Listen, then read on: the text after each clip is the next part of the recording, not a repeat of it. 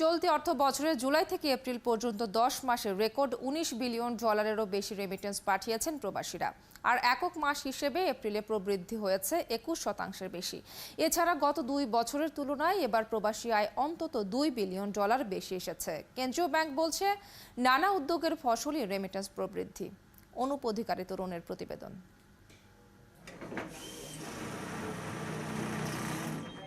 চলতি 2023-24 অর্থ বছরের জুলাই থেকে এপ্রিল পর্যন্ত 10 মাসে $19.11 বিলিয়ন রেমিটেন্স পাঠিয়েছেন প্রবাসীরা। বাংলাদেশ ব্যাংকের হিসাবে 10 মাসে প্রবাসী আয়ে প্রবৃদ্ধি হয়েছে 8.8%। 1, 2, 3 ঢাকায় জমি জিতে নিন 100% ক্যাশব্যাক সহ 20 কোটি টাকার পুরস্কার। তবে একক মাস হিসেবে গত বছরের এপ্রিল মাসের তুলনায় চলতি বছরের এপ্রিলে প্রবাসীরা 21.3% বেশি রেমিটেন্স পাঠিয়েছেন।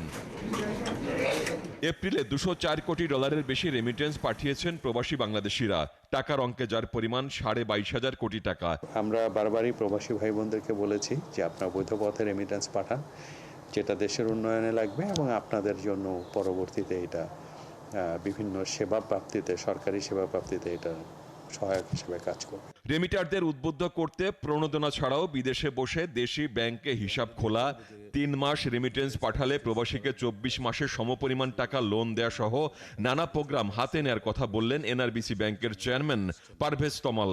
প্রবাসী টাকা পাঠাবে, সেই টাকাটা তার অ্যাকাউন্টে আসবে সরাসরি মাধ্যমে, এবং এই ব্যাপারে আমরা অনেক কাজ করছি। সে 3 মাস রেমিটেন্স আসলে 3 মাস 24 মাসের পরিমাণের টাকা আমরা তারে লোন দিতে পারবো।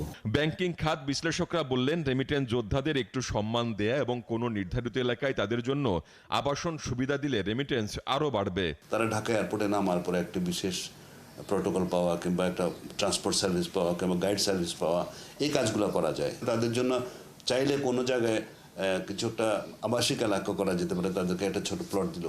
বাংলাদেশ জনশক্তি কর্মসংস্থান ও প্রশিক্ষণ ব্যুরোর তথ্য বলছে 2023 সালের রেকর্ড 13,05,453 জন বাংলাদেশি জীবিকার সন্ধানে অভিবাসী হয়েছেন, যা আগের বছরের চেয়ে 1,69,580 জন বেশি।